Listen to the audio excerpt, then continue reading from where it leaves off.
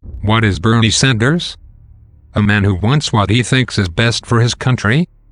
A socialist? A manipulative politician? He is all of these things and more.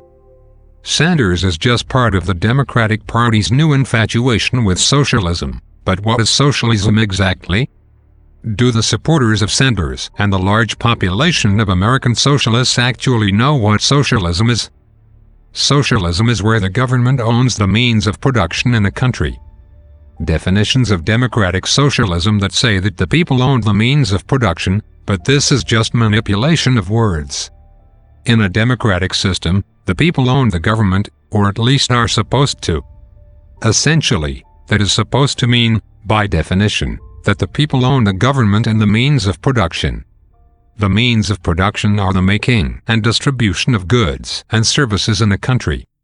In the United States and the majority of capitalist nations, it is owned by a combination of the people, the government, and corporations.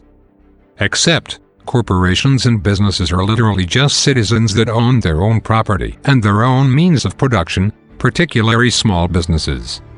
Anyone with the money and time in a true capitalist country can serve a part of the means of production by selling and making their own goods and services. In the United States and the majority of first world countries, one can do that as long as they pay their taxes and follow regulations. Although in the US the system is messed up, this is not the time to go into that. Imagine socialism in a corrupt nation, such as Soviet Russia. Oh yeah, look at how that turned out. What about every communist nation to exist?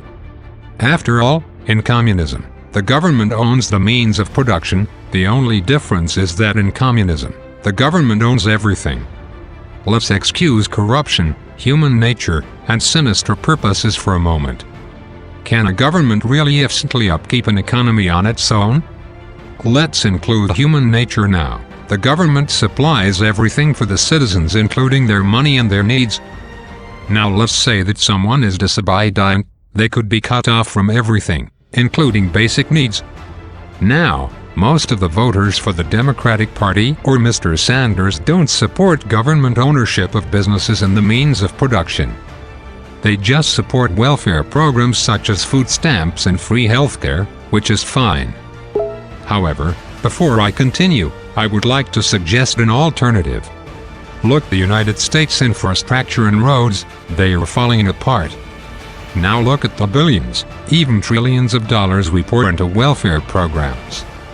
If someone needs those benefits, which provide a lot more than a minimum wage job would, perhaps they could earn them by working for the government to fix things such as roads and bridges, instead of just getting them for free.